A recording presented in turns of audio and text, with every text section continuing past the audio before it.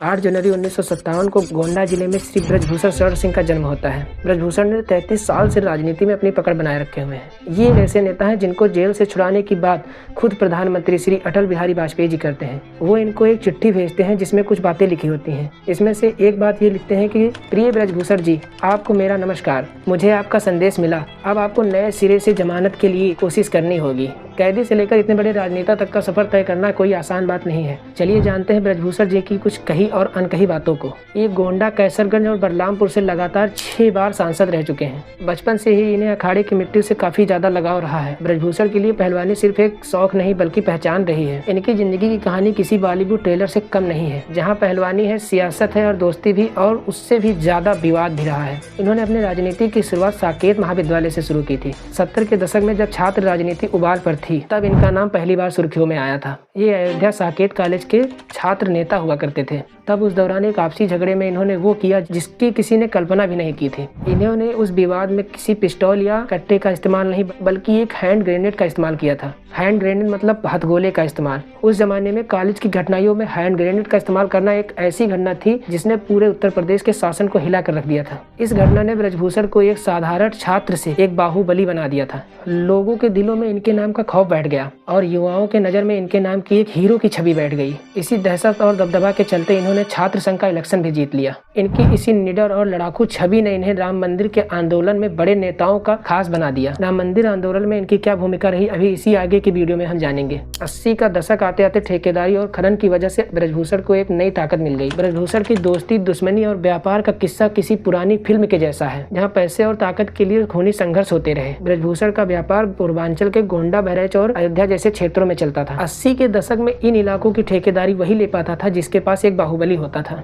ब्रजभूषण ने अपनी पहलवानी और निडर छवि के दम पर इन सरकारी ठेकेदारों पर काफी समय तक राज किया। अब बात आती है रविंद्र सिंह और ब्रजभूषण की दोस्ती की और दुश्मनी की कहानी। यह इनके करियर का सबसे बड़ा मोड़ रहा है। रविंद्र सिंह गोंडा के एक प्रभावशाली परिवार से रहे। रविंद्र सिंह के बड़े भाई विनोद कुमार सिंह बाद में यूपी के एक बहुत बड़े मंत्री बने। दोनों ने मिलकर शुरुआत में ठेकेदारी का काम शुरू किया। बढ़ते समय के साथ इनकी दुश्मनी बस्ती जिले के किनकर सिंह और उनके ग्रुप के साथ हो गई। ये दुश्मनी किसी पुरानी रंजिश की वजह से नहीं बल्कि सरकारी टेंडर को लेकर शुरू हुई थी। एक दिन किसी बड़े टेंडर को लेकर किनकर सिंह और उनके बड़े ग्रुप के साथ ब्रजभूषण और रविंद्र सिंह के ग्रुप के साथ हाथापाई हो गई। दोनों तरफ से भयंकर फायरिंग हुई। बताया जाता है इस फायरिंग में एक गोली रविंद्र सिंह को लग गई, जिसकी वजह से उनकी मौत मौके पर ही हो जाती है। फिलहाल कभी कभी रविंद्र सिंह के बारे में सुनने को मिलता है। सोशल मीडिया, लोकल गलियां और कई न्यूज रिपोर्ट्स के मुताबिक ये दूसरा पहलू हमेशा चर्चा में रहा है कि रविंद्र सिंह को किसी और ने नहीं बल्कि खुद ब्रजभूषण ने मारा था। कुछ लोगों का कहना है कि ब्रजभूषण को डर था कि रविंद्र सिंह उनसे ज्यादा खतरनाक न हो जाएं, इसीलिए उन्होंने अपने ही दोस्त को रास्ते से हटा दिया। रविंद्र सिंह के बड़े भाई पंडित सिंह ने कई बार साफ इशारा किया कि उस दिन फायरिंग के दौरान मौके का फायदा उठाया गया था। इस पर ब्रजभूषण ने कहा कि हम दोनों एक ही गाड़ी से जा रहे थे, तभी हमलावरों ने गोली चलाई और रविंद्र सिंह की मौत मौके पर ही हो गई।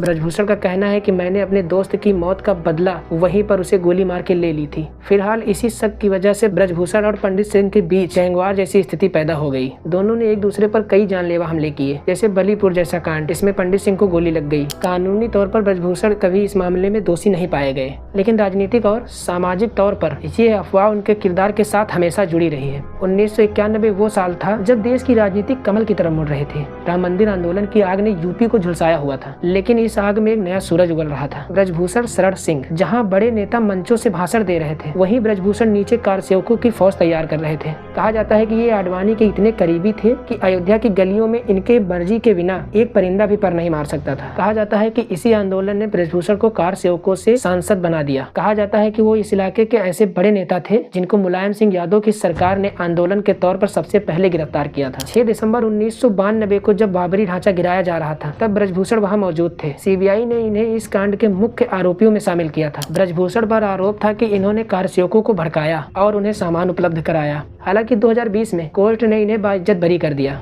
लेकिन इनका किरदार दो-धारी तलवार जैसा रहा है। एक तरफ ये राम भक्त थे तो दूसरी तरफ इनके ऊपर टाड़ा जैसा संगीन आरोप लग रहा था। टाड़ा आरोप भारत का सबसे सख्त कानून था, जो खास तौर पर आतंकवादियों और देश के खिलाफ साजिश रचने वालों के ऊपर लगाया जाता है। इन पर आरोप लगा कि इन्होंने दाऊद इब्राहिम के लोगों को अपने यहाँ पनाह दी, जिसके लिए इन्हें तिहाड़ जेल भी जाना पड़ा। ब्रजभूषण की सबसे बड़ी खासियत यही रही कि वो किसी भी पार्टी में रहे, लेकिन दबदबा इन्हीं का था। 2008 में ये न्यूक्लियर डील के दौरान बीजेपी को छोड़कर एसपी में चले गए थे, लेकिन 2014 में मोदी की लहर से पहले ये फिर से बीजेपी में आ गए थे। लेकिन इनका असली महासंघ 12 साल तक ये कुश्ती की दुनिया के अनक्राउंड किंग रहे। स्टेज पर पहलवानों को थप्पड़ मारना हो या अपने मुताबिक नियम बनाना, इनका एक एक फैसला चर्चा में रहता था। लेकिन 2023 में ये तस्वीर बदल गई। जिन पहलवानों को वो अपनी औलाद जैसा बताते थे, वही उनके खिलाफ सड़क पर उतर आए। विनेश फोगट और साक्षी मलिक जैसे सितारों ने इन पर यौन उत्पीड़न का आरोप लग गया, जिसने देश को हिला दिया। आज उनका सियासती भविष्य कानूनी लड़ाइयों के बीच फंसा हुआ है, लेकिन पूर्वांचल की जमीन पर उनका प्रभाव आज भी उनके किरदार की तरह ही रहा है। ब्रजभूषण जी एक ऐसे नेता है जिनके बारे में बोलने से पहले विपक्ष को 100 बार सोचना पड़ता है। ये एक ऐसे नेता है जिनको ना नजरअंदाज किया जा सकता है और ना ही समझा जा सकता है। वैसे आपको क्या लगता है, क्या इनका दबदबा ऐसे ही बना रहेगा? यह वीडियो आपको कैसी लगी कमेंट में जरूर बताइए। और इनके बारे में बोलने से पहले सोचना तो मुझे भी पड़ा था।